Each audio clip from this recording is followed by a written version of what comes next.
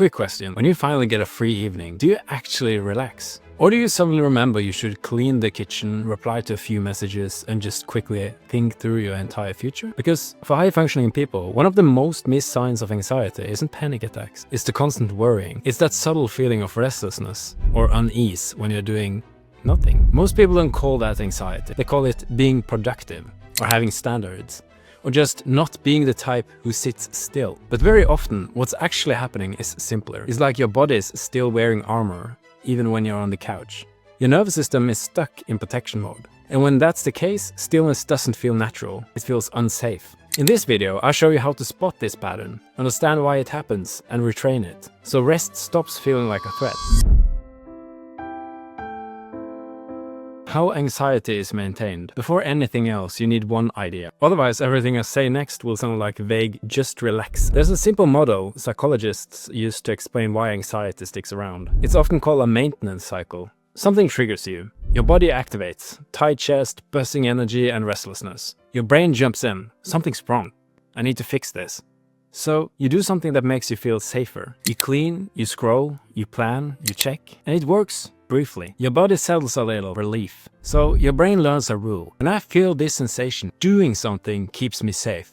And that's not weakness. That's learning. The problem is what happens long term. Every time you escape the discomfort, you never teach your nervous system that the discomfort itself is survivable. So the next time things slow down, the alarm goes off faster. More urgency, which is why this sign gets missed. Because of this kind of anxiety doesn't always show up as scary thoughts. It often shows up as an urge to do something the moment things go quiet. This is where most people suddenly recognize themselves. When it comes to rest advice, there are basically two types. Type 1, the downshift people. They sit down and their body follows. A shower, a book, and their system goes, okay, we're safe. Type 2 sits down and their system does the opposite. Stillness doesn't feel calming. It feels exposed, like lowering your guard. So when type 2 hears, just relax, their body hears, stop scanning. And it says no. That's why this sign gets missed. Type 2 doesn't always look anxious. They often look high-functioning. Free evening, they sit down. Within a minute, I should clean, I should plan, I should check one more thing. Rest isn't the problem. The speed and amount of rest is. Type 2 doesn't need instant calm. They need rest tolerance. And if you're carrying that quiet background tension that makes every decision feel heavier than it should, I put a 3-minute anxiety assessment in the bio. You deserve to know what's actually running in the background. It's a 5-step system. Now, let's make this practical.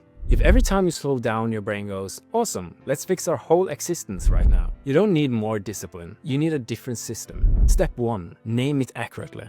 This isn't laziness or lack of ambition. It's your body reacting to slowing down as if it's a problem. That's the sign. Step 2, spot the safety behavior. Scrolling, cleaning, planning, optimizing, checking. It always sounds reasonable. It never sounds like avoidance. But if doing something is the only way you feel okay, then doing something has quietly become your safety move. Step 3, interrupt, don't eliminate. Most people hear you need rest and go extreme. Long meditation, total silence, fix everything at once. And their system panics. So you train tolerance instead.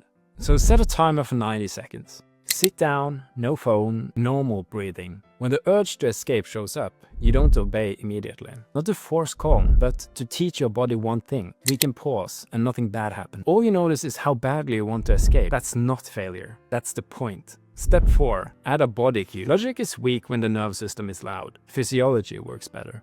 Make your exhale slightly longer than your inhale, or slow your movement. Drop your shoulders, unclench your jaw. Small signals creates real effects. Step 5. Schedule rest like training. If you only rest when everything is done, you'll never rest. So plan small, boring pauses. 2 minutes after lunch, 5 minutes when you get home, a short walk without your phone. Boring is what teaches safety. The elephant in the room. Let's clear this up. This doesn't mean becoming less ambitious. The issue is using productivity to regulate your nervous system. When there's only one mode, go. Rest automatically feels threatened, and anxiety stays in charge of the switch. What works better is 2 intentional modes. Output mode, you build, work, push, and recovery mode. You downshift on purpose in small doses, not because you're fragile, but because systems perform better when recovery is planned. The weekly strategy. Here's the practical takeaway. If you're wired at night, snapping easily, doom scrolling, unable to sit still, that's not a push harder week. That's a regulation week. A simple structure. If you're new to this, 1 of every 3 days you train short pauses. High stress season, more regulation for a while. Stable season, roughly balanced. High output season, more push, but only if recovery is scheduled. Because if rest is optional, anxiety will quietly delete it. The goal isn't calm. The goal is permission, to feel okay when nothing is happening. What's your version of productive escape? Let me know below. So thanks for watching. Click on that subscribe and like button, and I'll see you in the next one.